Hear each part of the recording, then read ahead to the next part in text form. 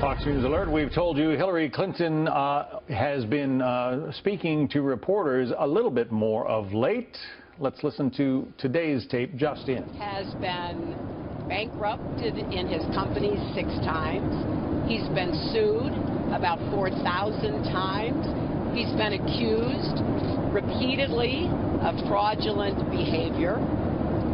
His so-called Trump University is under investigation right now because of the way it has scammed so many students who thought they'd get a better opportunity in life. And we've recently learned that his Trump Foundation has been fined for illegal activity when it made a political contribution to the Attorney General of Florida at the time she was being asked by her constituents to investigate Trump University because of the effects that these people that she's responsible for had experienced.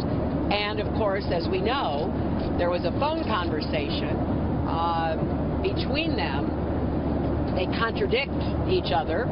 The American people deserve to know what was said because clearly the Attorney General did not proceed with the investigation. So the list is growing. The Washington Post has a long list of many of the behaviors, the experiences, the activities that Trump is engaged in that raise serious questions. The New York Times discovered about $650 million owed to foreign banks and foreign entities. We know about his relationships with the Kremlin, his own and those of people with whom he has worked.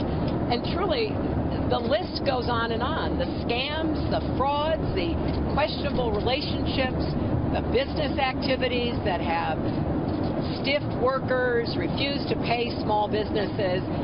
So clearly, his tax returns tell a story that the American people deserve and need to know.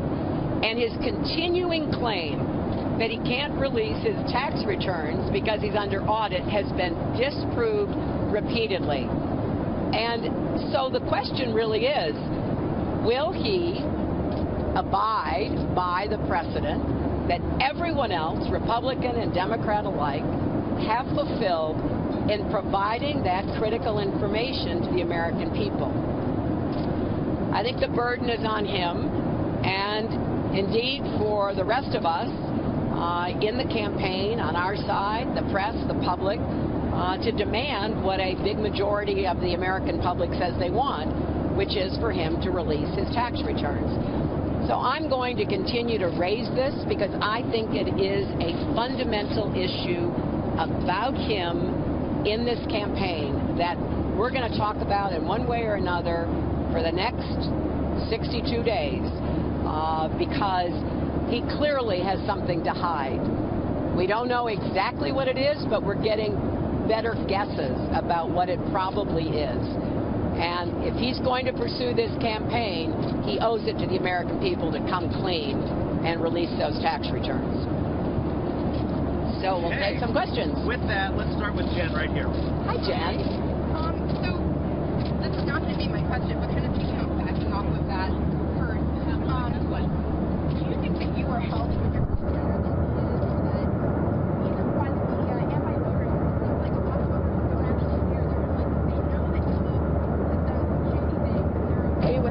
but they're concerned about you? And more broadly, Jason Chaffetz today asked a judge to look into the deletion of some of your emails and has said that he's going to do more hearings, including one on FOIA on Thursday. Are you concerned that they're just continuing to dig into you? And do you worry that if you win, they will keep doing that? Jen, that's a very good question. Jen basically said, do I think there is a different standard for Trump than for me? And do I think that a lot of these issues that are raised about Trump are dismissed because somehow the American public has factored into their assessment of him that, you know, that's the kind of guy he is, right? And a lot of this behavior coming from him seems to be expected somehow. And that's fine if you're a reality TV star or you're a real estate developer.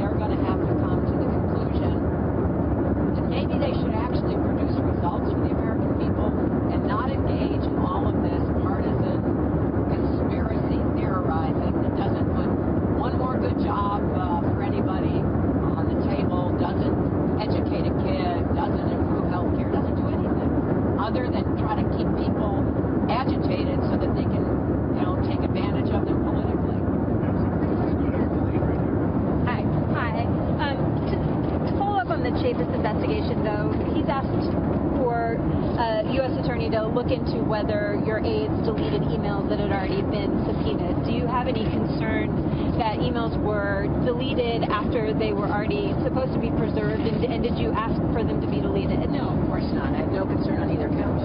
None. And neither did the FBI. Secretary Clinton, as you're doing debate prep, are you preparing to go after Donald Trump's personal life? And do you think his personal life is fair game? And on a related note, is there a member of your staff or a surrogate of yours that you think is well equipped to play the role of Donald Trump in a mock debate? Look, I am preparing for the debates. I'm doing my homework. Donald Trump is a self-proclaimed great debater who won every one of the Republican debates. So I take nothing for granted. I think this will be a difficult, challenging debate, which is why I'm going to be thinking hard about what I need to present to the American people. I think there is so much in his political and public life that deserves to be examined. I am going to concentrate on what will affect the American people were he ever to get anywhere near the White House, because as I've said repeatedly, he is unqualified to be president and temperamentally unfit to be commander-in-chief. I think this is a huge challenge that his candidacy poses for our country. And the choice couldn't be starker. So we're going to talk about the kinds of things he has said about our allies and our friends, his cozying up to dictators, his banning an entire religion from coming to our country, his desire to deport 16 million people with a deportation force, and literally so much else. That's what I'm going to